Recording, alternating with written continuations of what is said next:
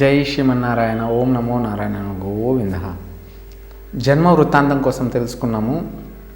అసలు మానవ జన్మం అనేది ఏ విధంగా మనకు లభిస్తుంది, మానవ జన్మం యొక్క విశిష్టత ఏంటి, ఈ మానవ జన్మ లభించడానికి మనం ఎన్ని జన్మల పుణ్యం చేసి ఉండాలి, ఏ విధంగా మనకి ఈ జన్మ లభిస్తుంది, ఇంతకు మునుపు జన్మలు ఏ విధంగా ఉంటాయి, అవి అయిపోయిన తర్వాత ఎప్పుడు మనకు మానవ జన్మ లభిస్తుంది, ఈ మానవ జన్మ లభించిన తర్వాత మనం ఏ విధంగా బ్రతుక్కోవాలి, ఏ విధంగా బ్రతకకూడదు, భగవంతుని ఆత్మతత్వం అంటే ఏంటి, అంతరాత్మ ఏంటి, దైవాత్మ ఏంటి, పరమాత్మ అంటే ఏంటి, దేవుడు అంటే ఏంటి, దానం అంటే ఏంటి, ధర్మం అంటే ఏంటి, సత్యం అంటే ఏంటి, వేదం అంటే ఏంటి, శాస్త్రం అంటే ఏంటి, సనాతనం అంటే ఏంటి, హోమం అంటే ఏంటి, యజ్ఞం అంటే ఏంటి, పవిత్రం అంటే ఏంటి, ఇవన్నీ మనం తెలుసుకున్నాం ఈ టాపిక్లో. సాధారణంగా మనం మానవ జన్మ ఎత్తకన్నా మునుపు 4 రకమైనటువంటి జన్మలు ఎత్తిన తర్వాత మానవ జన్మ లభిస్తుంది. ఈ 4 జన్మములు అంటే ఆ జాతి మొత్తం అన్ని జన్మలు అయిపోవాలి. తొలిత నీటిలో ప్రాణులు అంటే నీళ్ళల్లో సంచరించేటటువంటి జాతులు ఏవైతే ఉంటాయో, చేప కావచ్చు, కప్ప కావచ్చు, తిమింగలం కావచ్చు, ఇంకా ఎన్నో సొరలు అవ్వచ్చు, ఈ ఎండ్రలు అవ్వచ్చు, ఈ విధంగా ఒక్కొక్కటి పుట్టి గిట్టి అంటే పుట్టిన తర్వాత మళ్ళీ కాలం అయ్యేసి ఆ జాతుల్లో ఎన్ని వేల రకాలు ఉన్నాయో అన్ని వేల రకాలుగాను జన్మలు ఎత్తి పుట్టి గిట్టి మళ్ళీ ఆ శరీరాలన్నీ అయిపోయిన తర్వాత చిట్ట చివరిగా దొరికేటటువంటి తాబేలు జన్మం.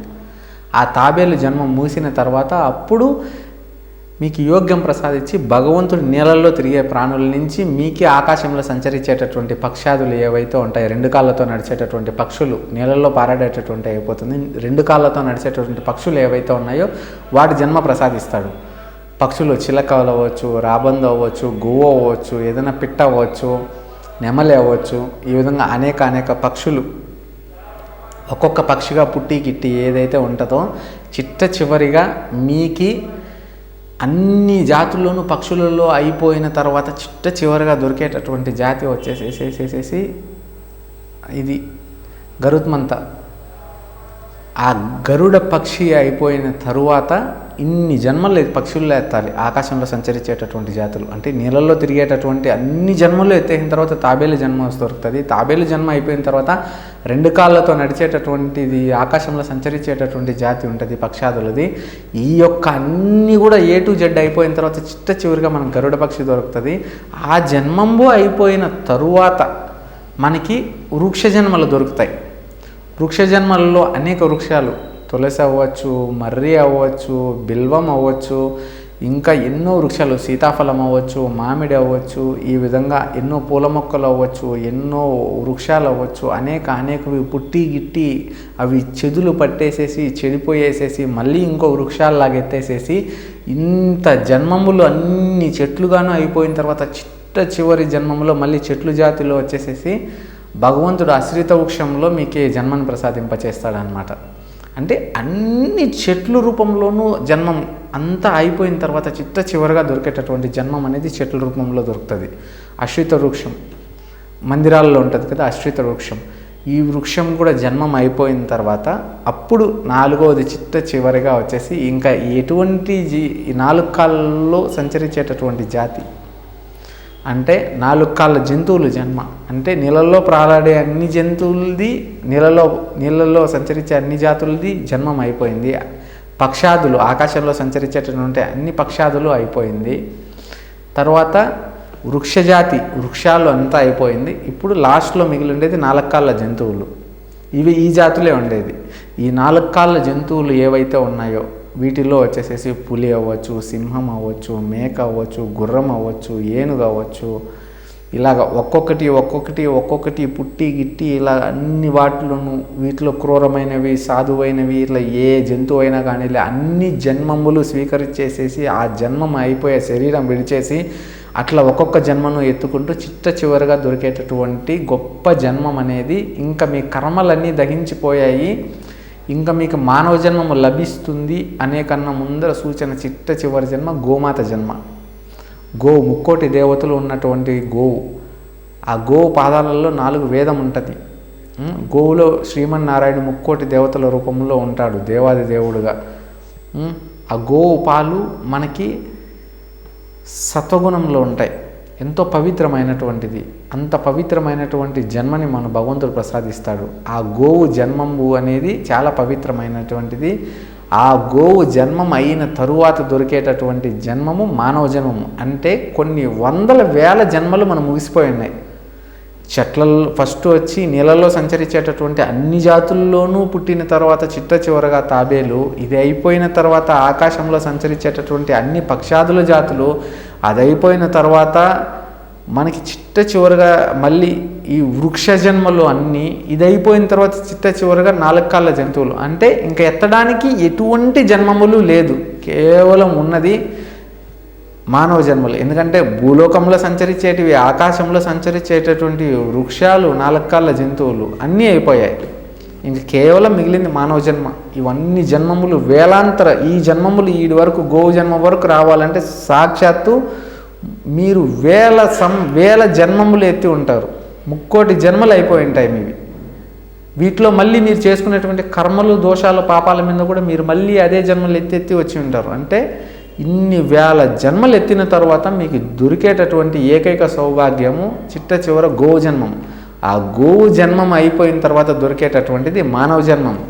ఈ మానవ జన్మంలో ఏదైతే ఉందో మనం చేసేటటువంటిది పని అంటే భగవంతుడు మన తల్లి మనకి జన్మనిచ్చినప్పటికీ ఇంతకుముందు ఏ జన్మలలో లేనటువంటివి, అంటే మనకి జ్ఞానం, బుద్ధి, సంస్కారం, ఏది మంచి ఏది చెడు ఇట్లా తెలుసుకోవడానికి, మాట్లాడడానికి నోరు, చూడటానికి కళ్ళు, పని చేసుకోవడానికి చేతులు, తిరగడానికి కాళ్ళు, ఇవన్నీ ఇస్తాడనమాట భగవంతుడు. ఇంతకుముందు ఏ జన్మంలోనూ నోరు తెరిచి మాట్లాడలేం, ఎవరికి ఒక పదం అనేది మనం చెప్పలేం. కానీ ఈ జన్మలో, మానవ జన్మంలో ఇన్ని విధాలుగా ఉంటుంది. కానీ మనిషి ఏం చేస్తాడంటే అతి కోపము, అతి ఆవేశంతో ఆయుర్దాయాన్ని మానవుడు వాడు తగ్గించుకుంటాడు. ఆయుర్దాయాన్ని తగ్గించుకునేసి మానవుడు జీవితంలో అష్ట కష్టాలు పడుతుంటాడు. అతి కోపం, అతి ఆవేశానికి పోతాడు. దౌర్జన్యాలు, దుర్మార్గాలు, కోపతాపాలు, ఇలా ఎన్నో ఉంటాయి. పగా ప్రతిష్టలకు పోయేసేసి వాడు పతనం చేసుకుంటూ ఉంటాడు. వాడు ఎంత చెడిపోవాలో అన్ని విధాలుగా చెడిపోతూ ఉంటాడు. కామానికి, క్రోధానికి, మోహానికి, మదానికి, మత్సరానికి అతీతులుగా ఉండాల్సిన వాళ్ళు పోయేసి వాటికి గురి అయిపోయేసి అన్ని విధాలుగా బాధపడుతూ ఉంటారు. అన్ని ఇబ్బందులకి గురి అవుతూ ఉంటారు. ఎన్నో చేయకూడాల్సినటువంటి పాపాలు, దోషాలు అన్నీ చేసేస్తూ ఉంటారు. ఈ మానవ జన్మ దొరకడం ఎంతో సౌభాగ్యం. ఈ యొక్క దేవుడు ఈ జన్మని ఎందుకు ప్రసాదించాడు అని చెప్పి ఎవరు తెలుసుకోలేరు. ఎవరో దైవచింతనార్థకులు, ధార్మికులు, ధర్మాత్ములు మటుకు అది తెలుసుకోగలుగుతారు. అటువంటి పుణ్యాత్ములు మరలా పుట్టి చచ్చేటటువంటి అవకాశం ఉండదు. కానీ అది అందరికీ దొరికేటటువంటి సౌభాగ్యం కాదు, కేవలం కొంతమందికి దొరికేటటువంటి సౌభాగ్యం. ఆత్మతత్వాన్ని గ్రహించగలగాలి. ఆత్మతత్వం అంటే ఎప్పుడైతే మనం జ్ఞానాన్ని సంపాదించుకోగలుగుతామో, ఈ సృష్టిలో తనది, మనది, పరాయిది భేదభావం ఏమీ లేదు, అంతయు అనంతయు, ముక్తియు, శక్తియు, భక్తియు అంతా శ్రీమన్నారాయణుడే, సృష్టి మొత్తము దేవుడే ఉన్నది. పుట్టేటప్పుడు ఏమి తీసుకొని రాము, పోయేటప్పుడు ఏమి తీసుకొని పోము. మనము ఈ జనన మరణాల మధ్య గల బ్రతుకుని తీర్చిదిద్దుకోవాలి. ఇంకొక జన్మము దొరకకూడదు. మన ముక్తి మార్గంలో మోక్షాన్ని తీసుకొని భగవంతుని పాదచింతన చేరాలనుకునేటటువంటి వారు, మరలా జన్మము స్వీకరించుకోకూడదు అనుకునేటటువంటి వాళ్ళు దైవాన్ని నమ్ముకొని వాళ్ళు సాధువులుగాను, లేకపోతే సిద్ధులుగాను, లేకపోతే సంసారంలో ఉన్న వాళ్ళు కూడా ఆధ్యాత్మిక చింతనలో భగవంతుని యొక్క సేవా కార్యక్రమాల్లో దాన ధర్మాలు చేసుకుంటూ వారి జీవితాన్ని గడుపుతారనమాట. దీంట్లో స్వర్గలోక ప్రాప్తి అనుకున్నంత సులువు కాదు. ఎంతో ధర్మాత్ములు కూడా స్వర్గలోక ప్రాప్తి దొరకదు. అంటే ఎంతో సజ్జనుడై ఉండాలి, ఎంతో ధార్మికుడై ఉండాలి, భగవంతుడు ఉన్నాడని నమ్మి కోరికలు లేకుండా ఈ ఆత్మజ్ఞానాన్ని పెంపొందించుకో ఉండాలి. ఎప్పుడైతే భగవంతుని ఆత్మజ్ఞానాన్ని ఆధ్యాత్మిక చింతనలో పెంచుకుంటాడో ఈ ఇంద్రియాలన్నీ ఒకటైతాయి. అప్పుడు వాళ్ళకి ఏది మంచి ఏది చెడు అని తెలుసుకోగలుగుతారు. ఆ భగవంతుడు ఆత్మతత్వం ఎవరైతే తెలుసుకుంటారో సాక్షాత్తు భగవంతుని తెలుసుకుంటారో వాళ్ళకి ఎటువంటి కోరికలు ఉండవు. తిండి, కూడు, బట్ట, దీని మీద వ్యసనాలు ఏవి ఉండవు. వారు ఎక్కడున్నా బ్రతికేయగలుగుతారు. దేవుని సేవ కోసం చేస్తూ, దేవుని కోసం వాక్యాలు మాట్లాడుతూ, దేవుని కోసం హోమాలు, యజ్ఞాలు, వ్రతాలు జరిపిస్తూ, దాన ధర్మాలు చేపిస్తూ వారి జనన మరణాల మధ్యలో బ్రతుకుని వాళ్ళు తీర్చిదిద్దుకోగలుగుతారు. మనం ఎప్పుడు కూడా వచ్చేసి మానవ జన్మ దొరకడం ఎంతో పవిత్రం. మనం అపవిత్ర కార్యాలు చేయకూడదు, ఒకరిపైన శత్రుత్వానికి పోకూడదు, ఒకరిని మోసం చేయకూడదు, ఒకరిని ద్రోహం చేయకూడదు, ఒకరిని కష్టపెట్టకూడదు, ఒకరిని బాధకు గురి చేయకూడదు, ఒకరి కంట్లో నీరుని కార్చనీయకూడదు. ఒకరి తల్లికి వాళ్ళు ఏ విధంగా జన్మించారో మనం కూడా మన తల్లికి అదే విధంగా జన్మించి ఉంటాం. ఒకరు పొట్ట కొడితే మనకు కూడా పొట్టే కొడతారు. మనం వీలైనంత వరకు తక్కువ మాట్లాడాలి, కోపతాపాలకి దూరంగా ఉండాలి, ఆధ్యాత్మిక చింతనలో ఉండాలి, భక్తిభావంతో ఉండాలి, భగవంతుని నిత్యము సత్యము వేదము శాస్త్రము మనం ఎప్పుడూ భగవంతుని కొలుస్తూ ఉండాలి. మనల్ని మనం తెలుసుకోవాలి, శాశ్వతమైనది ఏమీ లేదు, ఒకటే గ్రహించాలి జీవితంలో. ఒకరిని చెడగొడితే మనము చెడిపోతాం తెలుసుకోవాలి. పుట్టిన వాళ్ళు ప్రతి ఒక్కరు కూడా మరణించక తప్పదు అనేటటువంటి గొప్ప వాక్యాన్ని ప్రతి ఒక్కరు గుర్తు తమ తమ జ్ఞానంలో తమ తమ యోగ్యంలో వారు గుర్తింపు చేసుకోవాలి ప్రతిరోజు. ఇక్కడ శాశ్వతమైనది ఏమీ లేదని. ఎందుకంటే భగవంతుడు తిండి కూడు బట్ట అందరికీ సమానంగా ఇచ్చాడు. అంటే ఆకలి అనేది అందరికీ సమానంగానే ఇచ్చాడు, ప్రతి జీవికి మానవుడికి. పేదవాడ సంబంధం లేదు, ధనవంతుడా సంబంధం లేదు. ఆకలి సమయానికి అందరికీ వేస్తుంది, నిద్ర సమయానికి అందరికీ వస్తుంది. కోరికలు అందరికీ ఒక్కొక్కరికి ఒక విధంగా ఉంటాయి. కానీ ఈ జీవుడు గత జన్మలో చేసినటువంటి పాపపుణ్యములు ఏవైతే ఉన్నాయో అనుభవించడానికి ఈ జన్మం ఎత్తుంటాడు. గత జన్మలో చేసిన పాపపుణ్యాలని అనుభవించడానికి ఈ జన్మంలో వాళ్ళ తల్లిదండ్రులు అనేవాడు వీడు ఎంచుకుంటాడనమాట. వాడు ఎప్పుడైతే పూర్వజన్మల్లో వచ్చి శరీరాన్ని విడిచుంటాడో ఆ కర్మానుబంధం రుణానుబంధం చేతన ఎక్కడ పుట్టాలి, ఎవరికి పుట్టాలి, డబ్బున్న ఇంట్లో పుట్టాలా, డబ్బు లేని వాడి ఇంట్లో పుట్టాలా, ఏం చదువుకోవాలి, ఎలా బ్రతకాలి, వాడు మంచివాడు అవ్వాలా, దొంగ అవ్వాలా, దుర్మార్గుడు అవ్వాలా, సత్యవంతుడు గుణవంతుడు బుద్ధివంతుడు అవ్వాలా అనేది వారి యొక్క తల రాతను బట్టి దేవుడు రాసి పెట్టి ఉంటాడు. వీరు మర్చిపోవచ్చు, కర్మ ఎప్పుడూ మర్చిపోదు. మనం చేసినటువంటిది ఏది చెడైనా కానీ లేదు కర్మరూపంలో అనుభవించక తప్పదు. అది చిన్నదైనా కానీ పెద్దదైనా కానీ మర్చిపోయినా కానీ వాళ్ళకి దోషం చేసి ఉన్నా కానీ ఆ జన్మంలో వారు కాలకర్మాలలో ఆ శరీరాన్ని విడిచేసినా కానీ ఇంకొక జన్మ ఎత్తి ఆ కర్మని ఆ రుణబంధాన్ని ఖచ్చితంగా తీర్చుకోక తప్పదు. ఎందుకంటే కర్మకి భగవంతుడు ఆ చిత్రగుప్త మహర్షి ఎవరైతే ఉన్నారో ఆ బంగారు తండ్రి ఆయన ప్రతిదీ రాసి పెట్టి ఉంటాడు. అది అనుభవంలోకి తీసుకొని వస్తాడు. ఆ విధంగానే ఒకరినొకరు చూస్తూ ఉంటారు, సంహరించుకుంటూ ఉంటారు, హత్యలు చేస్తూ ఉంటారు, ఇబ్బందులు పెడతా ఉంటారు, మోసాలు చేస్తూ ఉంటారు. ఈ విధంగా ఎవరైతే చెడుదారిలో పోతారో, చెప్పిన మాట వినరో, భగవంతుని మంచి మార్గంలో నడవరో, ఒకరికి ఇబ్బందులు కలగజేస్తూ ఉంటారో, దోపిడీలు చేస్తూ ఉంటారు, ఒకరు సొమ్మును కాజేస్తూ ఉంటారు. ఇట్లాంటి వాళ్ళు మళ్ళీ పుట్టి చచ్చి మానవునిగానే పుట్టి చచ్చి అష్టదరిద్రాలు అనుభవించుకుంటా, గుడి మెట్ల మీద అడుక్కు తింటా, అనేక రోగాలు వచ్చేసేసి బిడ్డలు సరిగా పట్టించుకోకుండా వీళ్ళు ఎన్నో బాధలకు గురి అయిపోయేసేసేసి ఎంత సంపాదించినా కానీ వాళ్ళకి మనశ్శాంతి లేకుండా ఏదో ఒక పీడిత బాధితంలో ఉండేసేసి పూర్వం బ్రహ్మరాక్షసులు అనేవాళ్ళు, పూర్వం రాక్షసులు ఉండేవాళ్ళు, దేవుళ్ళు సంహరించి మానవ జన్మంలో మనకు లోక కళ్యాణార్థం కోసం దుష్ట శిక్షణ శిష్టరక్షణ చేసి మనం వాళ్ళకి వెలుగు తెచ్చేటటువంటి వాళ్ళు ఏ విధంగా బ్రతకాల్లో మనకు తూచిదిద్ది చూపించారు. కానీ ఈ మానవ జన్మంలో ఈ కలి ప్రభావంతో రాక్షసులన్నీ రోగ రూపంలో మానవ యొక్క శరీరానికి పీడితం అయిపోయినాయి. ఎవరికి చూసినా ఏదో ఒక అనారోగ్య సమస్యలు, ఏదో ఒక బాధలు. ఏ రోజన్నా ఒకరికి పెడితే కదా మనకి తిండి లభించడానికి. ఒకరు పొట్ట కొడితే మళ్ళీ కూడా వాళ్ళు ఇదే విధంగా పడి బాధలు పడేసేసి మళ్ళీ మానవ జన్మలు ఎత్తేసి అనేక ఇబ్బందులు పడతానే ఉంటారు.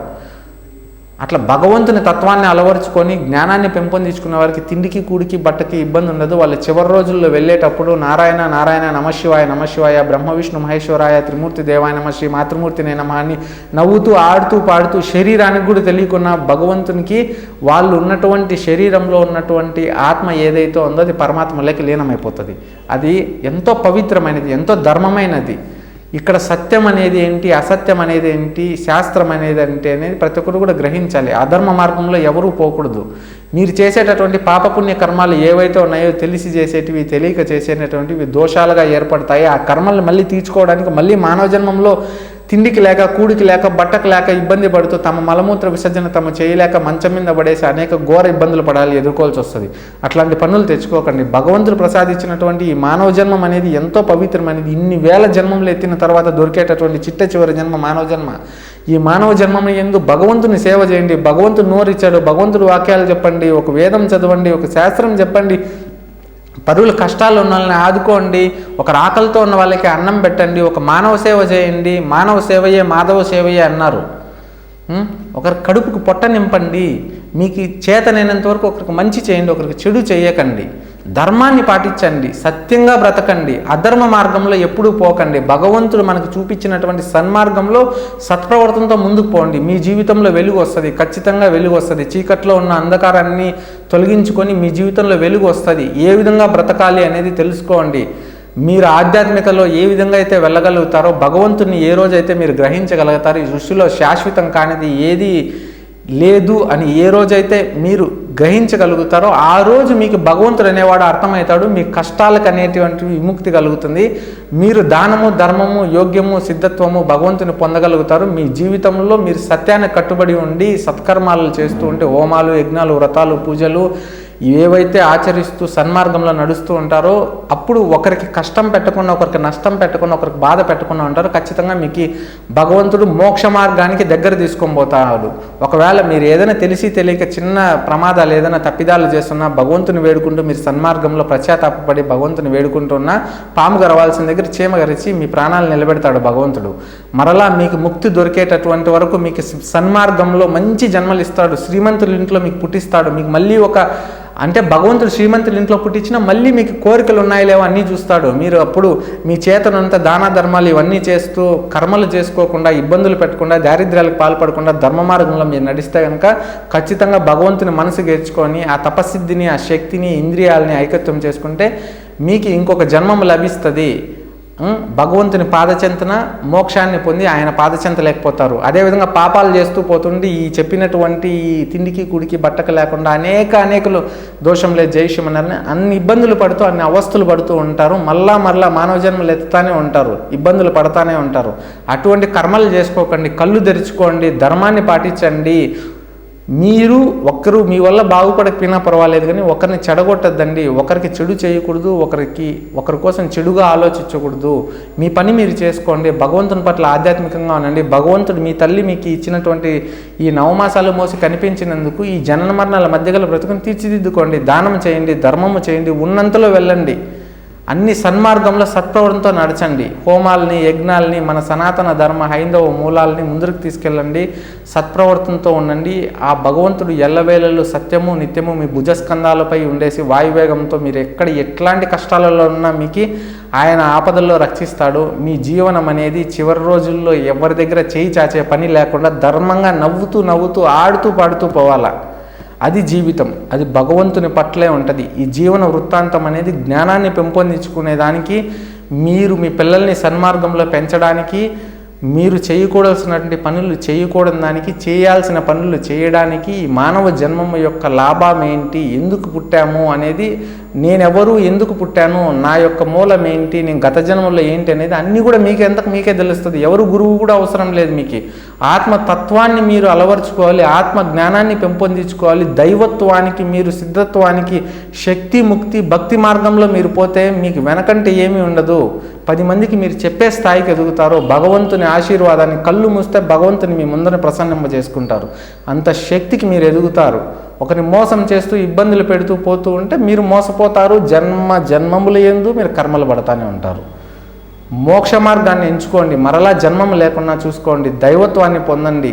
మీ యొక్క ఆత్మతత్వాన్ని, నువ్వు ఎవరు, నువ్వు పుట్టుటకి కారణం ఏంటి, నువ్వు చేయవలసింది ఏంటి అనేది నువ్వు గ్రహించుకోగలిగితే నీ జీవితంలో నువ్వు అన్నీ సాధించుకోగలుగుతావు. సర్వే జన లోక సమస్త సుఖినో భవంతు. ధర్మో రక్షతః. గోవింద. జై శ్రీమన్నారాయణ. గోవింద.